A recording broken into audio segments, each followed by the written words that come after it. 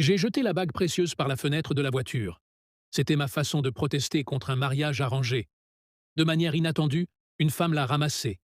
Elle a couru derrière moi et a arrêté ma voiture. Je suis immédiatement descendu. Je lui ai demandé avec inquiétude si elle était blessée. La femme, gentille, m'a dit calmement que j'avais fait tomber ma bague. Je l'ai trouvée naïve et pure. À ce moment-là, mon assistant m'a rappelé que ma belle-mère insistait pour que je rentre à la maison et me marie.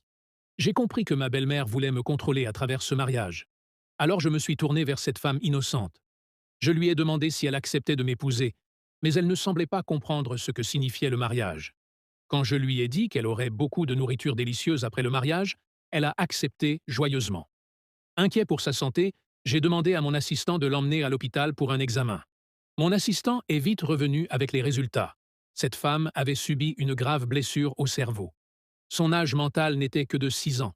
Elle ne pouvait retrouver la mémoire que lentement, avec du repos. Mais j'ignorais que cette femme apparemment innocente était en réalité une riche héritière. Son ex-fiancé et sa sœur avaient comploté pour l'accuser à tort et lui voler la fortune familiale, ce qui lui avait fait perdre la mémoire. J'ai commencé à aimer cette femme pure de plus en plus. Pendant ce temps, quand ma belle-mère a appris que je voulais l'épouser, elle a commencé à lui rendre la vie difficile. Mais la femme m'a dit avec naïveté que ma belle-mère devait être une mauvaise personne.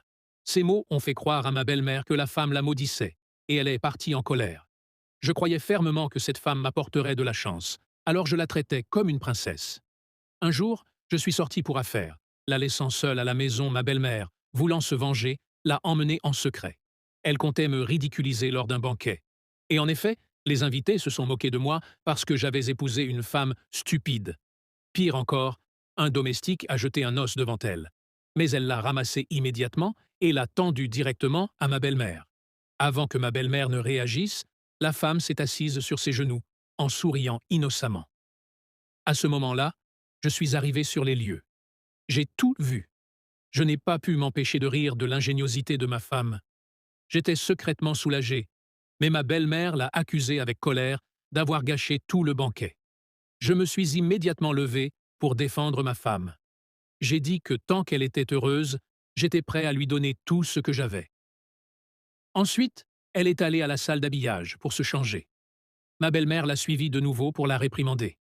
Pendant leur dispute, la femme s'est évanouie soudainement. Pour éviter toute responsabilité, ma belle-mère a ordonné au domestique de la ramener rapidement dans la salle du banquet.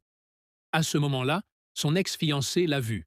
Il l'a immédiatement reconnue comme sa fiancée, disparue depuis longtemps.